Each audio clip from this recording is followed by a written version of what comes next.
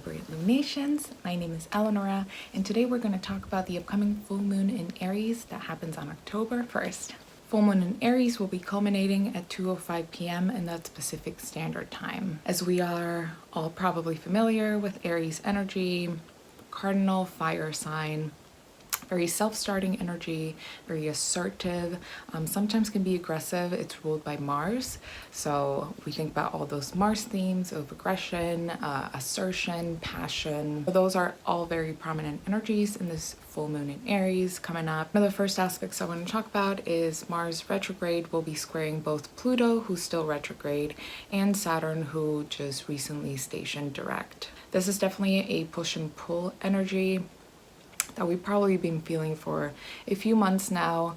Mars is very much about go, go, go, wanting to get things done, wanting to pursue things, wanting to start things. And Saturn is very much no, no, no, being very much about limitations, restrictions. So if you feel like you need to take a break, or you feel like you're kind of one foot on the gas, one foot on the brakes, just take a second. The good thing about Saturn and Capricorn is it really invites us to take stock of everything we've learned so far, of all the lessons that Saturn has been teaching us while in Capricorn, so we can build a more sustainable foundation for the future. Pluto's influence is powerful but gradual, so make sure you take time and go through the motions and really transform from within. Another aspect that we have this lunation is, again, our dear friend Mars retrograde trine Venus in Leo. This can be one of the more beneficial aspects, since it gives us a little bit of sense of high-spirited, creative, powerful energy that we can take into consideration and we can use to our advantage and reinvent the ways in which we express ourselves. Also, the way that we release any anger, frustration, or pent-up emotions. Partaking in any creative endeavors, whether it's painting, singing, dancing, even any physical activity can be very good for this full moon. The last aspect I want to touch on is that the moon will be co-present with Mars in Aries, and this being a Mars-ruled lunation, it's just going to be very intense. Emotions are going to be running very high. So make sure you take your time, you take your space, you release any pent-up emotions, any fear, any anger, any frustration, in a productive, creative way that is going to benefit you at the end of the day. Full moons are all about release, so definitely this is the best lunation, in my opinion, to release any negative, stagnant, ugly feelings that we have. And just, I'm going to pull a card for you guys, as always, just asking guides and spirits, angels, ancestors, of really any energy that we can ground into during this full moon, that we can come back to and we can rely on. Okay, so we got 8th house. So 8th house, you know, 8th house scenes, whether you do modern or traditional astrology, 8th house is very much about transformation. It's about death. It's about other people's shit. If anything, this is a great time to let go of anything that it's not your business. It doesn't serve you. It's not there to make you better. It's not conducive to your growth. So just let go of any literal shit. 8th house sometimes is literally linked with sewage. So let go of any crap that is not necessary to you.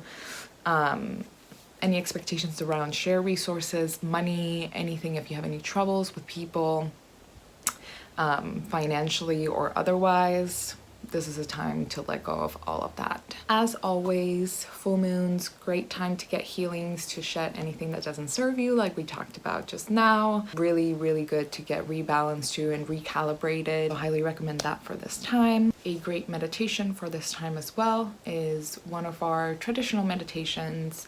It's called Peaceful Mind in Turbulent Times with David Scharf. I believe that's next Wednesday at 7 p.m. Really good traditional Buddhist meditation just to ground into your body, ground into yourself, and just calm the mind really when we're going through a lot of chaos. Right, guys, that is it for this full moon. Let me know how you're feeling below. What's coming up? What are you ready to release? As always, we are here for you, sending you much love, many, many blessings, and have a happy full moon.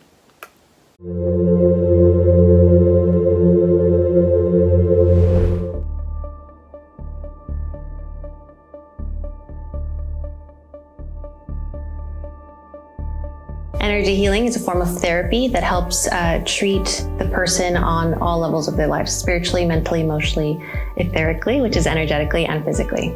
I'm energy, this chair is energy, everything around us is energy. When you receive an energy healing session, it's a transmission of life force. There are a lot of techniques that we can use to balance the energy field. Regardless of the practitioner, there are certain ways in which each of us can connect to and help the client rebalance whatever it is that's going on in their energy field that is creating dis-ease or discomfort in their lives. We work with you both in person and remote. Energy healing is good for everything. So you can use it to manifest something. You can use it to treat an ailment, whether it's something physical, mental, emotional. And we cleanse your chakras, balance you, clear out stress, physical issues, worry, fear, trauma, anxiety.